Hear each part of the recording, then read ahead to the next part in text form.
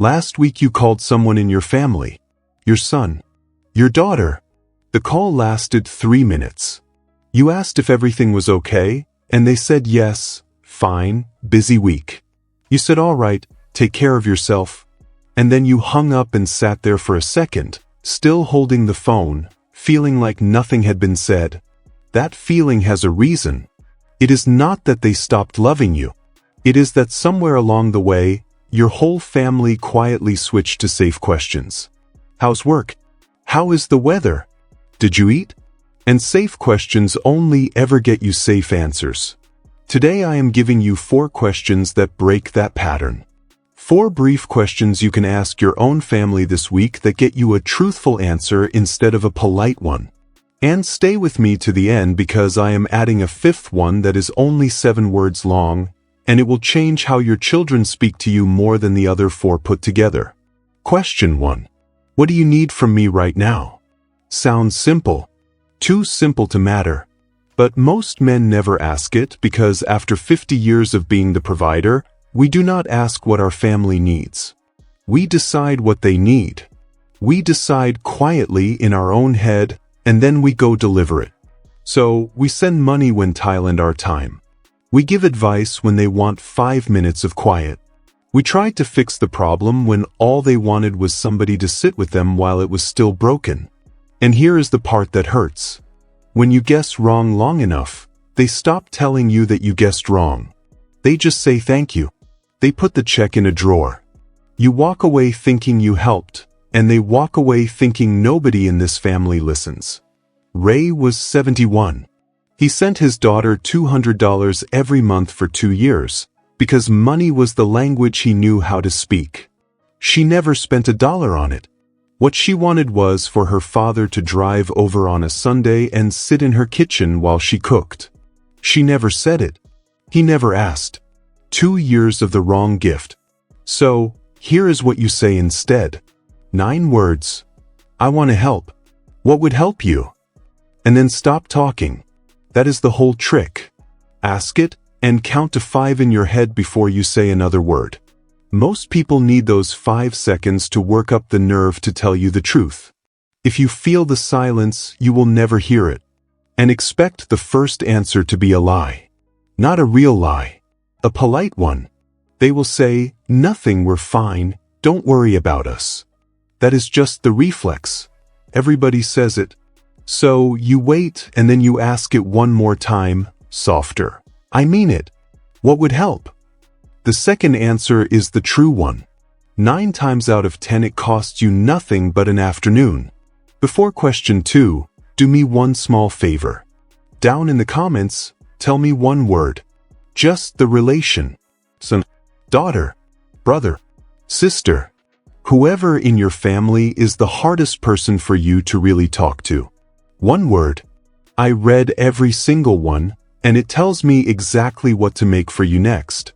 Question 2. Is there something I did that still bothers you? This is the one that scares men, and I understand why. You spent a lifetime being the steady one, the one who held it together, the one who did not apologize much because there was not time to. Asking this feels like handing somebody a stick and pointing at where to hit. But look at what happens while you do not ask it. Something you did in 1987 is still sitting in your son's chest. A thing you said at a wedding. A day you did not show up. A moment you do not even remember, and he has replayed it 400 times. He will never bring it up on his own, because he thinks it is too late and too small, and it will only start a fight. So, it comes out sideways instead. Short phone calls. Skipped holidays. That flat voice you can never quite figure out. You spend years thinking they are just busy, or that's how kids are now, or the world has changed. And the whole time, it is one unspoken thing sitting between the two of you like a piece of furniture nobody will move. Walter was 68 when he finally asked his son. Turned out it was one sentence, something Walter had said about the boy's job when the boy was 24. Walter had no memory of it at all. It took 11 minutes to talk through. They had lost 9 to 11 minutes. The exact words, I've been thinking. Is there anything I did back then or now that still sits wrong with you? I'd rather know it than keep guessing. And then there is one rule, and this rule is everything. Whatever they say, you do not defend yourself. Not one sentence of explaining. You say, I didn't know that. I'm glad you told me. That is all. You can explain some other day if it even still matters. But if you defend yourself in that moment, they will never open that door again in your lifetime. Question 3. What do you wish you knew about my life that you have never asked me? Here is a strange thing about families. Your children only ever knew you as a father. That is the only version of you they were handed. They do not know you at 22. They do not know what you were afraid of. They do not know the job you almost took, the girl before their mother, the year the whole thing nearly fell apart and somehow did not. And they are curious. Far more curious than you think. But they do not ask because they assume you do not want to talk about it. Or they figure there will be time later. Or it just feels strange to ask your own father a real question across a dinner table. So, the whole story sits there, unopened, in the same room as them for years. Harold was 76. He asked his granddaughter this at a birthday lunch. She said she had always wanted to know how he decided to marry her grandmother, what the actual moment was when he knew.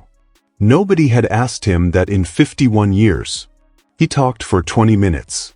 She recorded the whole thing on her phone without telling him. Say it like this: ask me something about my life you've never asked. Anything you want. I'll answer it straight. That word, straight, is doing the work. It tells them the polite version is off the table and that they are allowed to ask you something real. And ask it when you are side by side, not face to face. In the car. Doing dishes. Walking out to the mailbox together. People will ask a hard question when they do not have to look at you while they ask it. Sit them across a table and they will pick something safe about your old car. Stand next to them at a kitchen sink and you will get the real one. Question 4. What do you want me to stop doing? Now this one takes some spine. It is also the one that buys you back with the most respect, and here is why. Every one of us has a habit that our family flinches at, and not even one of them is going to tell us about it. You repeat the same story. You will give your opinion on their money before I'm asked for it.